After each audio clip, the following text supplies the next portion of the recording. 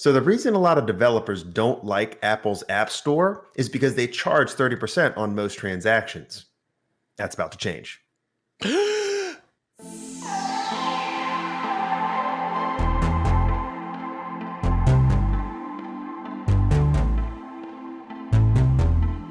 All right, so any major company is going to be in lawsuit city, right? You can't get as big as Apple and not have people come after you.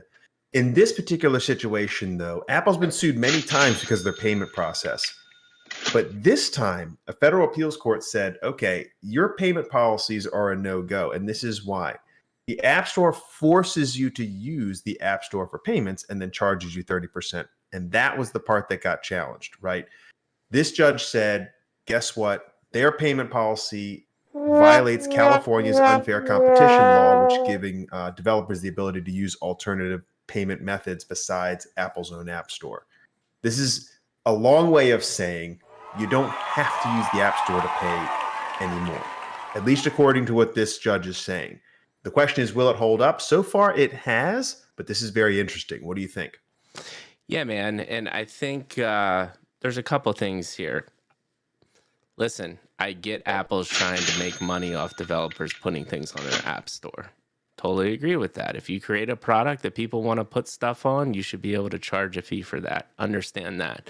But then when you're forcing people to pay using Apple Pay method, that's a totally different ball game. And honestly, this was like a really interesting way, I think, for the crypto NFT people to be creative to say, hey, that's fine. We'll pay your 30% developer fee, but you should be able to pay in anything that you want. And this is massive for a couple reasons. One, there's over 1 billion Apple iPad products floating around this world right now. That's a lot of devices, and that's a lot of exposure to crypto. Two, microtransactions are king, especially in the mobile world. And if we are able to then somehow figure out, and there are tons of crafty NFT and Web3 developers out there, if they can seamlessly integrate NFTs or cryptos within these microtransactions, that could be a massive jump. Because even though, and we know, which is still wild, a majority of the market share for devices is still Android. But for some odd reason, if you're on the Apple App Store, the masses seem to pay attention. What are your thoughts there? I agree. I mean, people suddenly it's real when you're on Apple, right? I get that, and I mean it's got a huge user base, ton of fans. Here's the big thing: is this actually completely allows you to use crypto to circumvent that 30% fee altogether. That's the big difference here, right? Before, there was no way around it. So just in a simple version, if you wanted to sell someone an NFT and use the App Store to do it through an iPhone, you're going to lose 30% to Apple. $10,000 NFT, $3,000 just went to Apple.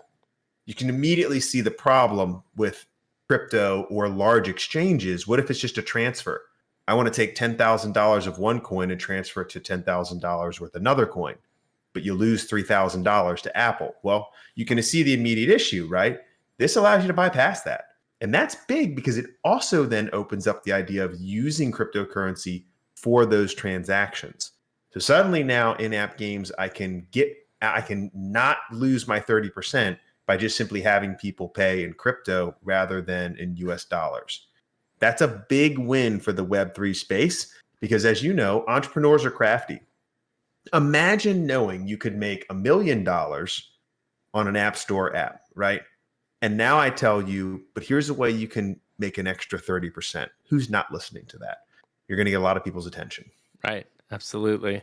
And I think one thing obviously we'll have to pay attention to is in the future, there's no way that Apple isn't not pissed off right now, and they're going to try to figure out a way to come back and look at the ruling again. So things will probably change in the future. But if this is upheld, massive win for the crypto Web3 space. And honestly, at this time in the crypto blockchain whole Web3 ecosystem, we just need less guardrails currently just so people can explore and have a chance to test, play, innovate, And I think this helps do that.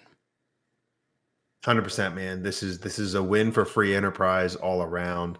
You're right. Apple's, of course, going to find a way to challenge this. What I really hope, though, is I hope they actually embrace a little bit of the Web3 culture and, maybe say, okay, well, if you can't beat them, join them. And it'd be really cool to see Apple come into the Web3 space strong because that would lend a lot of credibility to the space in general. Absolutely, man. So let us know what you think, fam. Leave your comments below. Smash a like, hit a sub. We can't wait to be back next time. Drop some more knowledge. Midlife Crisis is out.